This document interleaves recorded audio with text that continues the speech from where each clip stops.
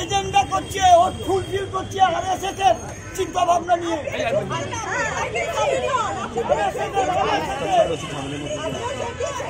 36,500 টাকা তাদের রিকুইজিশন অনুসারে ট্রান্সফার করা হয়েছে। কাকে কি দেওয়া হয়েছে আমি জানি না, সরস্বতী পুজোর জন্য, যে কারণের জন্য আমি অপেক্ষা করছিলাম আমাকে সেইগুলো দেওয়া হবে, তাদের সঙ্গে যোগাযোগ করা হবে। স্টুডেন্টস অ্যাফেয়ার্স ইনচার্জকে আমি নোটিশ করেছি, তিনি বলেছেন তিনি অসুস্থ, অনেক কমিটি মেম্বারে বলেছে তারা অসুস্থ। সুতরাং আমি দেখলাম যে যদি তোর ডাক শুনে কেউ না আসে তবে একলা চলো রে, আমি একলা। আপনার সাথে কথা হয়েছে কি? না আমি এসেছিলাম, উনি এসেছিলেন, ওনাকে অনার করতে আমি এসেছিলাম, উনি আমাকে ডাকেননি, তাই কথা হয়নি। কি শিক্ষামন্ত্রী ল কলেজের স্টুডেন্টদের সাথে কথা বললেন এবং তাদের অভিযোগ শুনলেন যে সাব্বির আলীর বিরুদ্ধে তাদের কি কি অভিযোগ রয়েছে?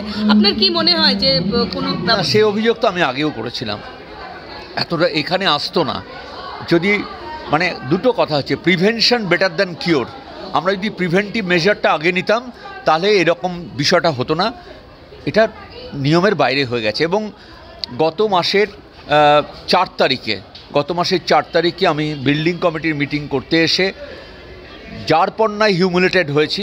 শুধু গেটে নয়, গেটের বাইরে প্রায় 1/2 কিলোমিটার আমার সঙ্গে অসভ্যতা করা হয়েছে, ডেপুটেশন আমার মুখের কাছে আনা হয়েছে।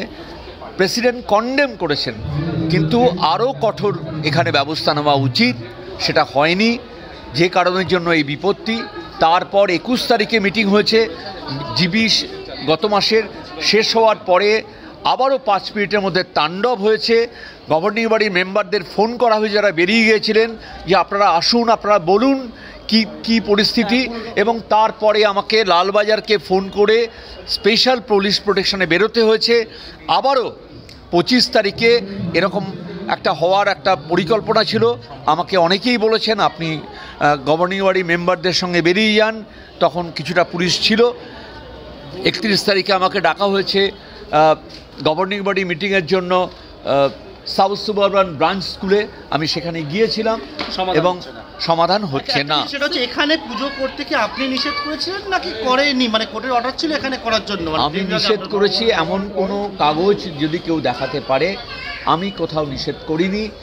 আমি বলেছি, এটা বলেছে, যা বলেছেন কোর্ট, এরই কাছাকাছি ব্যাপারটা করতে হবে। বাইরে তো আপনার নামে পোস্টার পড়েছে, যেমন সেখানে লেখা হচ্ছে যে আমার কোনো ছাত্র, আমি আবারও বলছি, আমার কোনো ছাত্র বা কোনো ছাত্রী এ কাজ করতে পারে না। আমার ছাত্রদের মধ্যে অনেকে এখন জাজ আছে, প্রিন্সিপাল আছে, হেডমাস্টার আছে, টিচার আছে, প্রফেসর আছে, কোন প্রফেশনের লোক নেই, সিএজি স্টাফ আছে, এসডিও, সেদিনকে আমি দেখা করতে গিয়েছিলাম ব্যারাকপুরের এসডিও। সরস্বতী পুজো, সুতরাং এই দৃশ্য, মানে যদি কাউকে সরস্বতী গেট পর্যন্ত আগাইয়া দেয় তাহাদের দায়িত্ব আমি লইব না। সরস্বতী বন্দনা হচ্ছে কলেজের মধ্যে, এবং যে বিষয়টা সেটা হচ্ছে